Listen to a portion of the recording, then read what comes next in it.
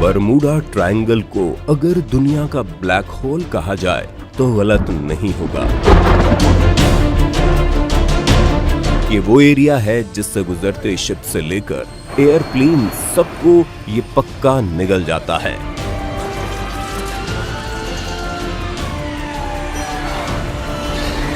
शायद ही कोई दूसरा इलाका ऐसा होगा जिससे डरकर सुपर पावर कहे जाने वाले कुछ देश भी अपना रास्ता बदल लेते हैं।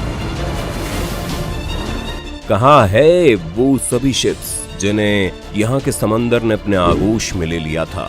और क्या ऐसा भी हो सकता है कि यहाँ गुम हुए सभी लोग आज भी जिंदा है, बस हमारी दुनिया से दूर किसी नजरबंद इलाके में?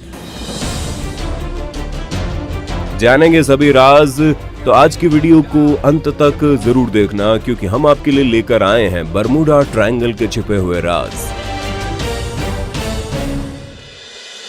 पहले जान लेते हैं आखिर बरमूडा ट्रायंगल क्या है। अमेरिका के मियामी, पुएर्टो रिको और बरमूडा आइलैंड को जब 3 इमेजिनरी लाइनों से जोड़ा जाता है तो मौत का ये ट्रायंगल बनता है।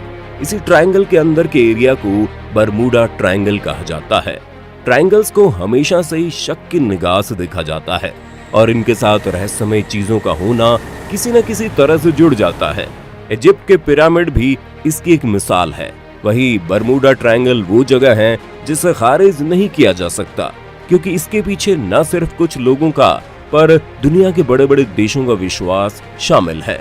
9 जुलाई 1945 को जब दुनिया के सबसे ताकतवर देश अमेरिका की यूएस नेवी का एक कमांडर थॉमस अपने 10 लोगों के क्रू के साथ जब इस इलाके की तरफ उड़ रहा था तो उसके साथ जो हुआ वो सुनकर आने वाली पुश्तों की रूह कांप गई। थॉमस एक नाइट ट्रेनिंग प्रोग्राम के तहत ये फ्लाइट लेकर चला था, लेकिन उड़ान के 4 घंटे बाद ही अचानक प्लेन का संपर्क कंट्रोल स्टेशन से टूट गया। ना ही कोई एसओएस सिग्नल इससे पहले कंट्रोल स्टेशन में आया था, ना ही उड़ान के उन 4 घंटों के दौरान थॉमस ने किसी भी अजीब घटना की रिपोर्ट दी थी। एकाएक ही प्लेन का संपर्क टूटा और फिर वहां से कभी कोई सिग्नल नहीं आया। अमेरिकी सरकार द्वारा थॉमस और उनकी टीम को ढूंढने के लिए अगले 10 दिनों तक एक रेस्क्यू ऑपरेशन चलाया गया, लेकिन खोज पर गए लोगों को एक सुई भी नहीं मिली। मामला अभी समझा ही जा रहा था कि फिर से 5 महीने बाद टारपीडो बॉम्बर्स के क्रू को एक अलग ट्रेनिंग मिशन के लिए बरमूडा की तरफ भेजा गया। सब कुछ सही होने पर यह छोटा सा मिशन पूरा करने के बाद सभी फ्लाइट्स को 2-3 घंटे में वापस आ जाना चाहिए था। बरमूडा में घुसते ही सभी प्लेन्स में बैठे लोगों को एक साथ घबराहट महसूस होने लगी। कमांडर को दाल में कुछ काला लगा। उसने फौरन क्रू को मिशन छोड़कर वापस फ्लोरिडा जाने के आदेश दिए, पर शायद तब तक बहुत देर हो चुकी थी।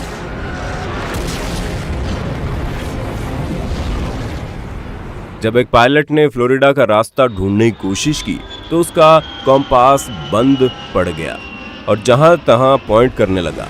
सुबह के लगभग 4 बज रहे थे। आसमान साफ था।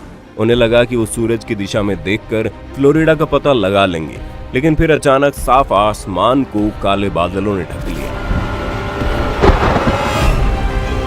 क्रू ने आस नहीं छोड़ी और वो लगातार फ्लोरिडा स्टेशन को भी ये सभी बातें बता रहे थे। फिर सभी प्लेन्स का फ्यूल खत्म होने लगा और एक वक्त के बाद फ्लोरिडा स्टेशन का संपर्क उनसे टूट गया। मतलब साफ था, कुछ बहुत बड़ी दुर्घटना हो चुकी है।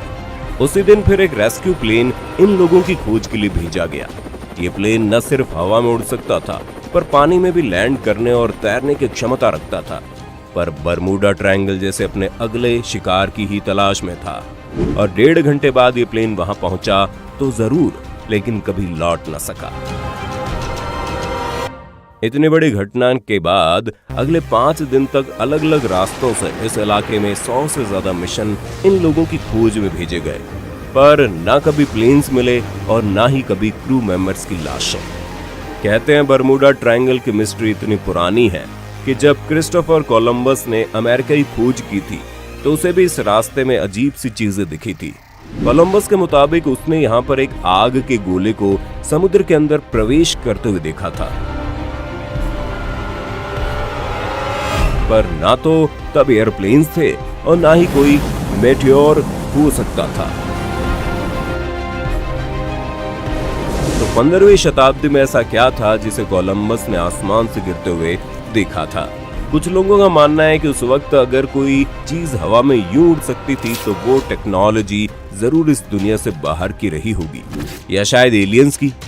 इस तरह की बातें उस वक्त आम जनता में उड़ने लगी और ऐसे में फ्लाइट्स की आवाजाही को इस तरह से इस इलाके में बंद कर इस बात का सबूत होता था कि सरकार भी इन बातों से सहमत है, जो इनकी कमजोरी को दर्शाती है। इसलिए उस वक्त यहाँ से आना जाना नहीं रोका गया। 1947 में 1, 1948 में 2 और 2020 आते आते ऐसे 30 से ज्यादा इंसिडेंट्स यहाँ पर हो चुके हैं। ये सभी घटनाएं आसमान में उड़ते प्लेन्स तक ही सीमित नहीं थी। पानी में चलती बड़ी बड़ी शिप्स में भी इसी तरह साफ मौसम में कंपास खराब हो जाया करते। कभी कभी तो इतनी तेजी से मौसम बदलता कि बड़ी बड़ी लहरों के सामने शिप्स ढह जाती। अगर खराब मौसम के कारण हम इन शिप्स का डूबना एक्सप्लेन भी कर दें तो आप उन घटनाओं को कैसे समझाएंगे जहां बरमूडा ट्रायंगल के अंदर घुसते ही बिल्कुल अच्छे मौसम में शिप्स को ऐसे लगने लगता कि हजारों टन वजनी इन शिप्स को कोई जानबूझकर नीचे खींचकर डुबो रहा है। ना ही शिप में कोई होल होता, ना ही किसी और की तकनीकी समस्या। बस ये शिप्स एकाएक ये महसूस करते जैसे पाताल से उन्हें कोई अपनी ओर खींच रहा है। शिप से कूद जाने वाले लोग भी यहाँ पर तैर कर नहीं आ पाते थे और यही अदृश्य शक्ति महसूस करते थे।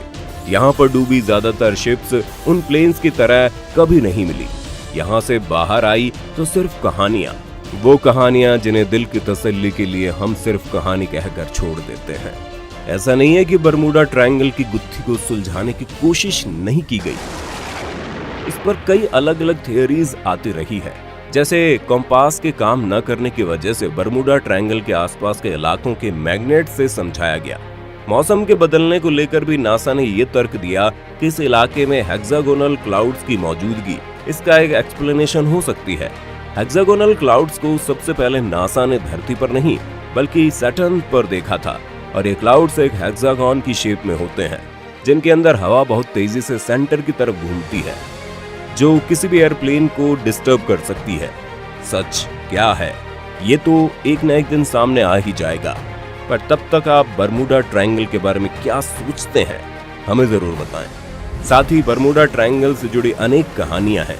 अगर आप चाहते हैं कि वो कहानियां भी हम आपके सामने लेकर आते रहें तो आप हमें कमेंट्स में लिखिए और वीडियो अगर पसंद आई हो तो इसे लाइक जरूर कर दें।